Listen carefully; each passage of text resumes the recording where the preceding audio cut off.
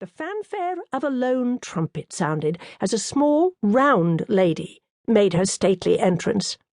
Her hair was pulled back into a tight bun and topped with a large golden crown that threatened to slip over one eye.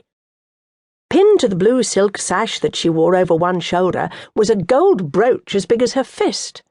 Though unnaturally small for a lady of her advanced years, her substantial girth, coupled with the imperiousness of her expression, more than made up for any deficiency of stature, and she brandished her sceptre as though it were a bludgeon.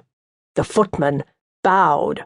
There was no mistaking her. It was, without question, the Empress of India, Her Majesty Queen Victoria herself. The old man whispered something to the footman. Hurriedly he stepped forward and presented the treasure chest to the Queen. She received it with stately froideur. Then, unable to contain her glee, she grinned at the villainous old man. He winked at her and blew out the candle. Abruptly the darkened room was filled with light. The Queen curtsied, her skirts held wide. Then she clapped her hands. "Well," she demanded, jumping up and down, "can you guess?" Maribel glanced over at Edward as the Charterhouse children began excitedly to shout suggestions. He stood with one elbow propped on the corner of the mantelpiece and one long leg crossed over the other, a faint smile on his lips. Behind him a housemaid quietly drew back the curtains. The weather had not improved. The wind rattled the window sashes, sweeping the rain across the terrace in veils. Beyond the lawn the sodden trees huddled together like cattle. "Treasure? Chest, hide, steel? Gold!" "No, look, he's pointing at himself. It's him. The first syllable is him." "Old man? Thief? Crook? We're getting warmer. A particular crook, then." Charades had been Arthur's idea, of course.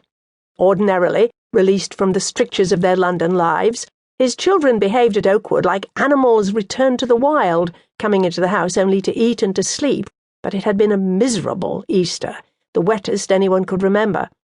Confined indoors, they had relied heavily upon their father's passion for parlour games. In the afternoons, when in other years there might have been croquet or riding or an outing to the beach at Couden, Arthur gathered the entire party together in the drawing-room for frenzied contests of hunt the slipper and blind man's buff.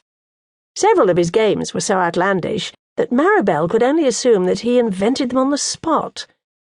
The previous day the party, swelled by several neighbouring families invited for luncheon, he had insisted upon playing something he called Poor Pussy, in which one of the players was required to crawl on all fours among the assembled company, meowing piteously. The other participants were then obliged to declare, "Poor Pussy," with the gravest of expressions. Any player whose mouth so much as twitched was seized upon immediately and set in turn on their hands and knees.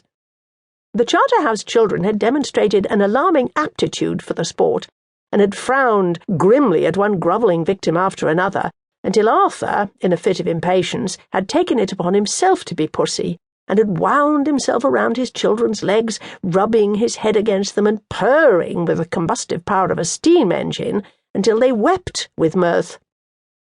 "So like Fagin, but not Fagin. He's pointing at his nose. Nose? Hook? Jew?